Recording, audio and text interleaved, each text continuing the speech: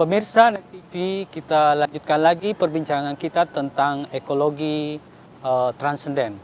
Tadi kita membahas bahwa ada yang harus diperjelas bagaimana hubungan antara manusia dengan lingkungan, dengan alam raya itu. Sehingga kita bisa memahami bagaimana sebab musabab sehingga terjadi krisis lingkungan. Kira-kira bagaimana Pak Dokter hubungan manusia dengan lingkungan ini? Iya, pemirsa Net TV yang budiman, seperti kita diskusikan pada sesi sebelumnya, bahwa sebenarnya ada kaitan antara kerusakan lingkungan itu dengan cara pandang manusia terhadap alam semesta. Sejak abad pencerahan, kemudian kita menemukan bahwa manusia menganggap dengan ilmu empirisnya, manusia menganggap bahwa alam semesta ini adalah mesin. Kemudian mesin itu diperuntukkan untuk melayani manusia.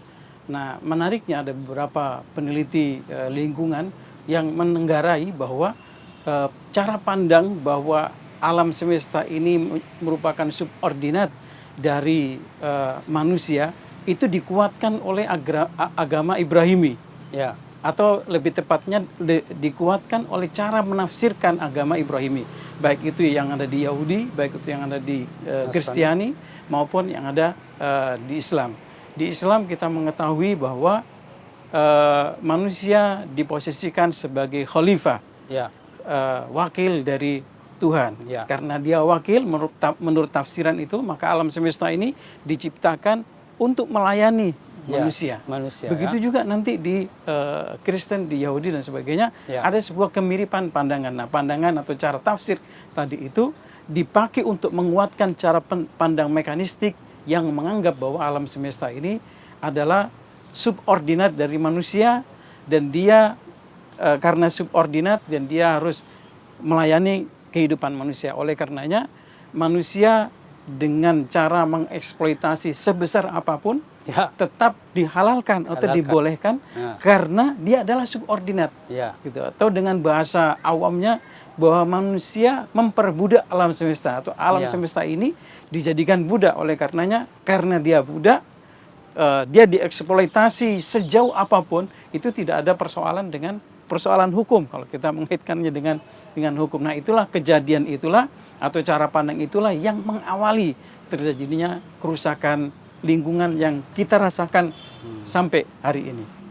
Oke, jadi kalau begitu kira-kira bagaimana yang seharusnya cara pandang yang katakanlah ideal melihat hubungan antara manusia dengan lingkungan itu? Ya, betul sekali pemirsa Net TV yang budiman. Cara pandang itu kemudian sebenarnya banyak para ahli atau para pakar lingkungan yang mengkritisinya.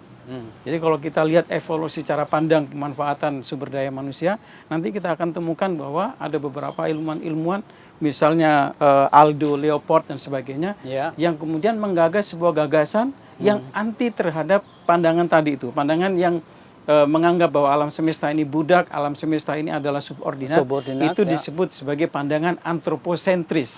Jadi pandangan yang berpusat kepada manusia. Manusia adalah pusat dan alam semesta ini adalah subordinat. Nah, pandangan itu kemudian ditentang oleh beberapa pakar bahwa sebenarnya alam semesta bukan sesuatu yang mati, bukan sesuatu yang bisa diperbudak begitu saja, tetapi alam semesta ini mempunyai gairah hidup, mempunyai ruh tersendiri.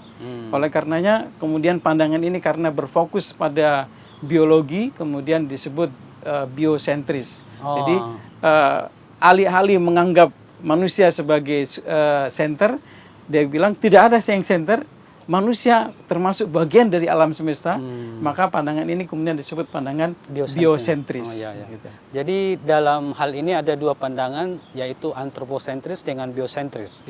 Antroposentris menempatkan manusia sebagai otoritas mutlak, sebagai ordinat, dan yang lain sebagai subordinat. Dan ternyata pada perkembangannya para ahli biologi kemudian melahirkan sebuah pandangan yang disebut dengan biosentris, yang memandang alam raya ini sebagai satu kesatuan dengan manusia. Manusia tidak terpisahkan dengan alam. Nah, jadi kira-kira bagaimana efek kalau pandangan tentang manusia dengan alam itu sebagai suatu kesatuan. Bagaimana manifestasi, bagaimana kita memandang alam ini sebagai satu kesatuan, bagaimana menerjemahkannya? Ya, Aldo Leopold dan sebagainya sebenarnya kalau kita telusuri pandangan biosentris ini mempunyai akar yang dalam pada kebudayaan-kebudayaan baik yang ada di Indonesia dan di seluruh dunia. Ya. Misalnya di Yunani kita mengenal konsep Gaia, alam semesta yang hidup. Atau kemudian kalau kita lebih dekat ke Nusantara kita mengenal konsep Ibu Pertiwi. Ibu Pertiwi ya. Iya, jadi bumi ini tidak dianggap sebagai sesuatu yang mati, tetapi bumi ini dianggap sebagai sesuatu yang hidup. Oleh karenanya dia diberikan nama Ibu. Ibu ya. Nah, Ibu tentunya kita mengetahui bersama bahwa konsep Ibu ini adalah sesuatu makhluk yang mempunyai kedudukan yang luhur pada manusia. Manusia tidak akan pernah lahir bahkan kalau dia tidak mempunyai ibu. Bahkan ibu di telapak kaki ibu lah kemudian surga itu berada. Nah, sehingga ketika kemudian para founding father kita atau para pencetus bahasa Indonesia menyebut bahwasanya bumi pertiwi atau ibu pertiwi, itu sebenarnya adalah konsep yang menginspirasi para pakar untuk menyebut bahwa selain antroposentris atau pandangan antroposentris itu tidak tepat, oleh karenanya perlu digantikan dengan biosentris tadi yang kemudian menganggap bahwa alam semesta ini